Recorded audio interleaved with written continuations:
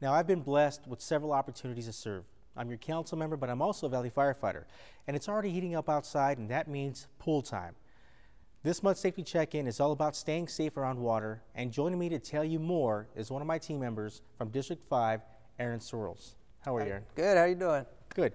Now, Aaron, you are a former City of Phoenix lifeguard. Yes, sir. All right. Well, that's great. We both have a passion for this topic. Since the year 2000 in Maricopa County, on average, 20 children have lost their lives each year due to water-related incidents. And for every child that loses his or her life, several others will go with lifelong disabilities due to nearly drowning. So this is a very important topic, one that you're obviously well versed at as a lifeguard. So why don't you walk us through some of these items here and tell us why they're important? Yes, sir. I mean, it's definitely very important to be safe around water. You have a few different islands. We have a sea land adventure pool right here, which is, you see these a lot in people's backyards.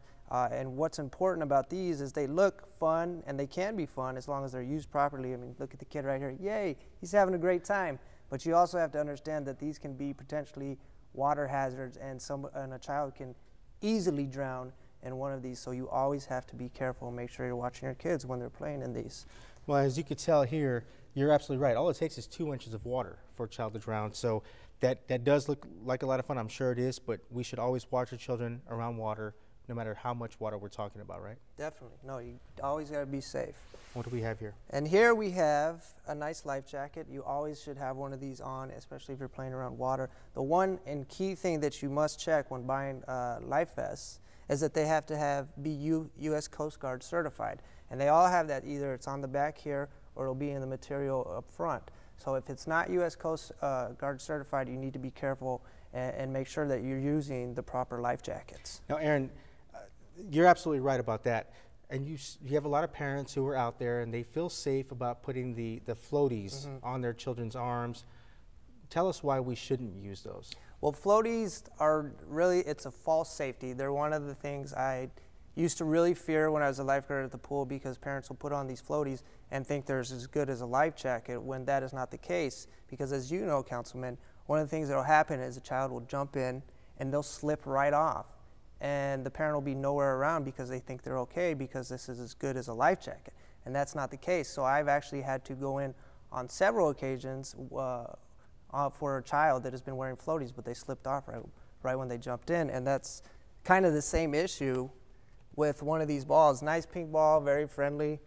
Looks like it'd be a great safety device, but you can slip off these so easily and be in the same act of drowning kind of incident, and if you don't have a lifeguard there, if somebody's not watching, you could be seriously on the next news. So you really have to be careful out there.